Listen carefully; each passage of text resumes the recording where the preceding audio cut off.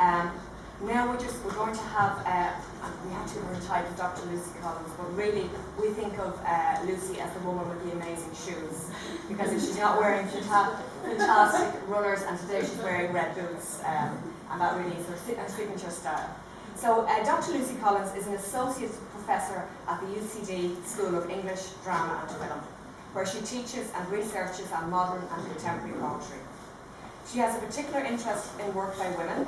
Her most recent book is Contemporary Irish Women Poets, Memory and Estrangement, published by Liverpool University Press. So big round of applause.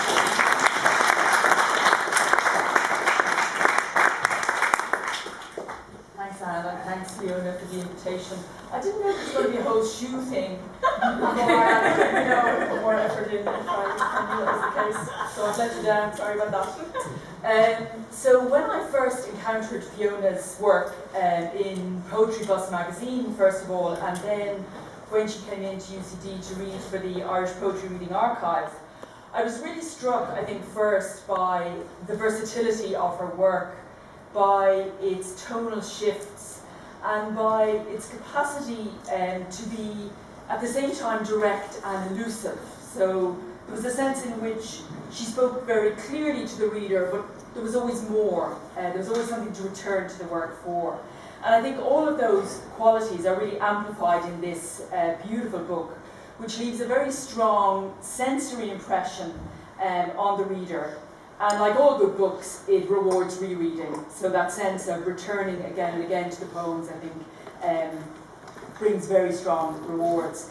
In the last few decades, there's been some really extraordinary work produced by women poets writing in Ireland, and this book can take its place among those works.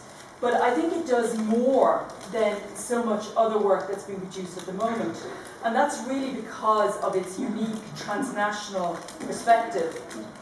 And that's reflected not just in the poems themselves, in their settings, in their themes, but also in the beautiful book itself, which is produced by Yoda Press, and as Anna and I were just saying earlier, it's really a model of a beautiful book to hold and to enjoy, and I think that makes a difference to the reading act. So the book has this transnational perspective. It also shows linguistic risk-taking, but a kind of unhurried approach to craft, which changes our understanding of what a poem written by an Irish woman can look like, I think. So in doing that, it troubles the boundary, in a good way, it troubles the boundaries of any sense of a poetic tradition on this island, and that's a really important thing. So the title of the book, A Compound of Words, I think is perfectly chosen, because this is a volume in which the composite nature of language and of experience is explored throughout. And some of the individual poems can be deceptively simple, perhaps, but the way in which they relate to one another to form this single complex whole is a revelation. The opening poem, which is also the title poem, A Compound of Words, signals the importance of these networks of meaning in its compressed interweaving of Chennai and Dublin slang, so that the different strands of the book, in these thematic strands of the linguistic, the bodily, the political, can in a sense only be understood fully in relation to one another. And this mixing, I think, is also important to the experiencing self in the poem. And this really comes to light in a very important way, I think, towards the end of the book.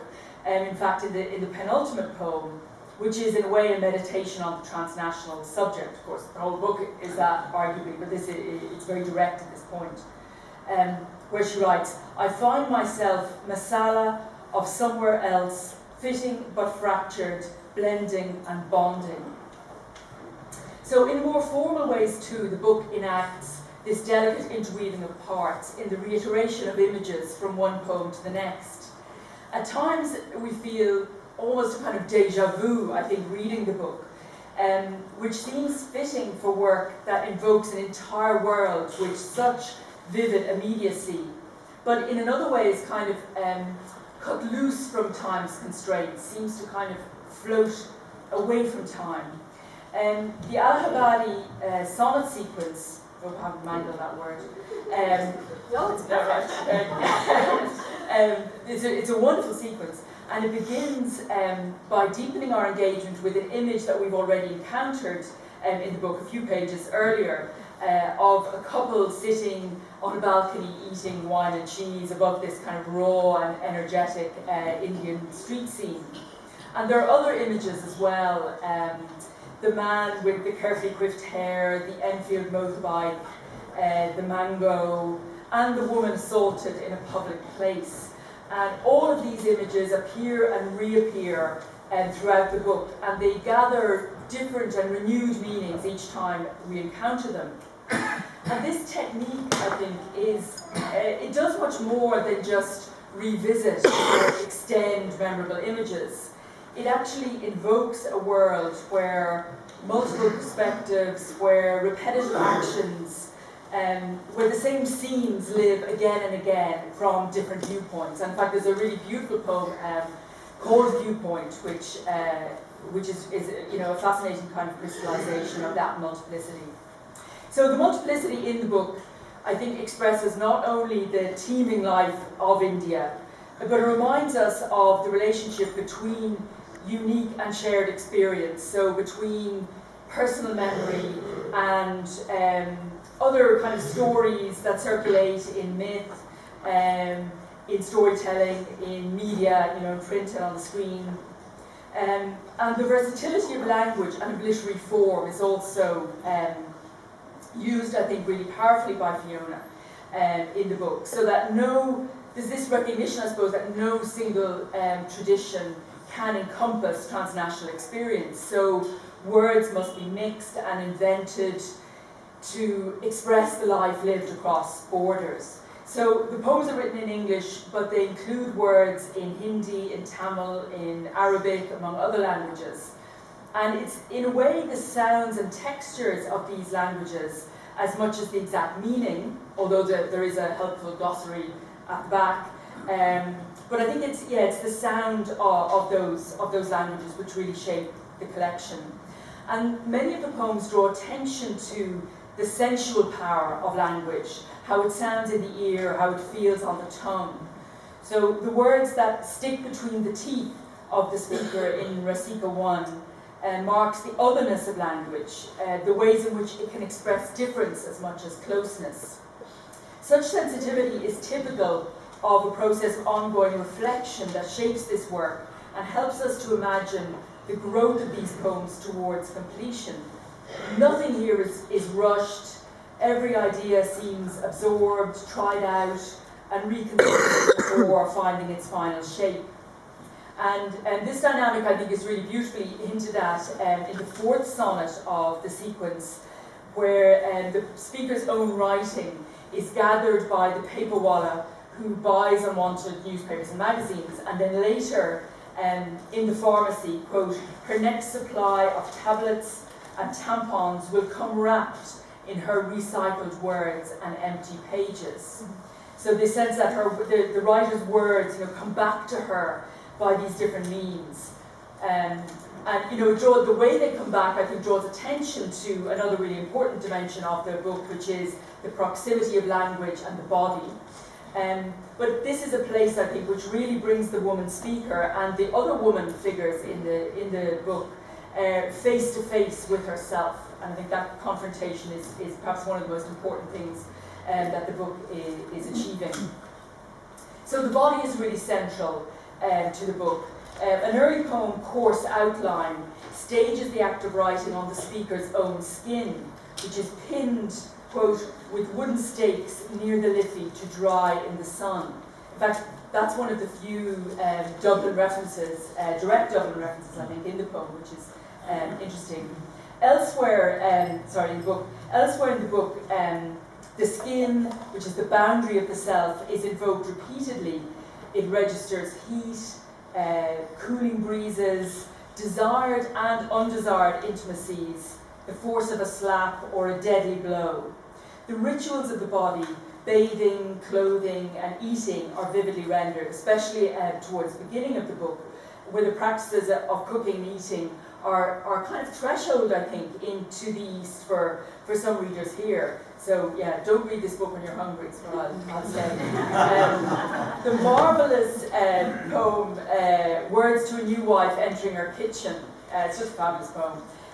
It allows the emotions of this changing life stage, I suppose, to be classified with spices. But it's a really, it's such a clever poem because it speaks so tellingly of the delicate balance, I think, between control and containment, which the whole book really engages with.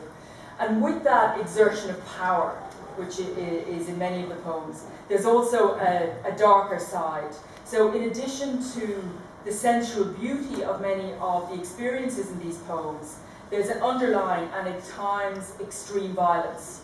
And this intensifies towards the middle of the collection.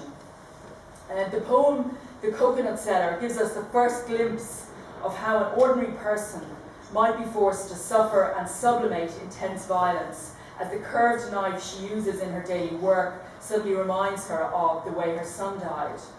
Violence against women and children remains key to this difficult phase of the book, and it isn't only these crimes themselves, but society's failure to address them that is contemplated here.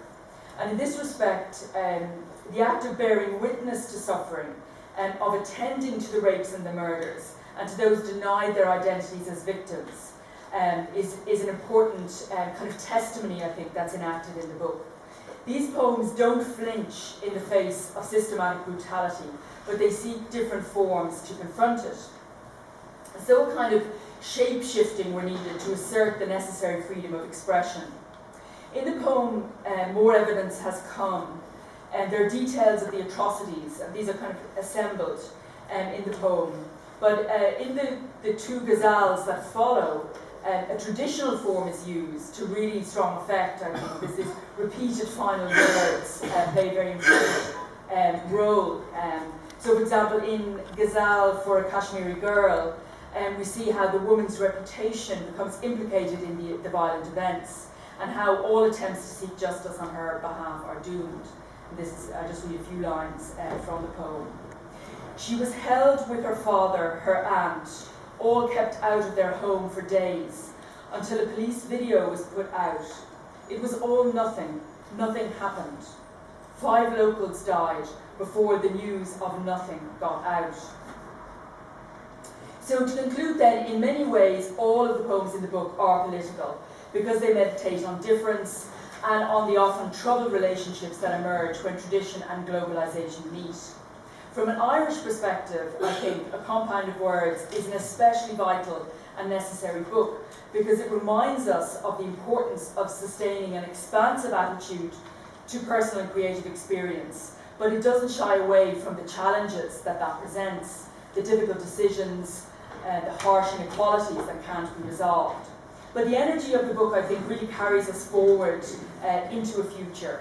And it's a voice that's constantly in motion. It's constantly inventing and reinventing itself in dialogue with another vast and complex culture. And I think we're very privileged to hear it. So thank you.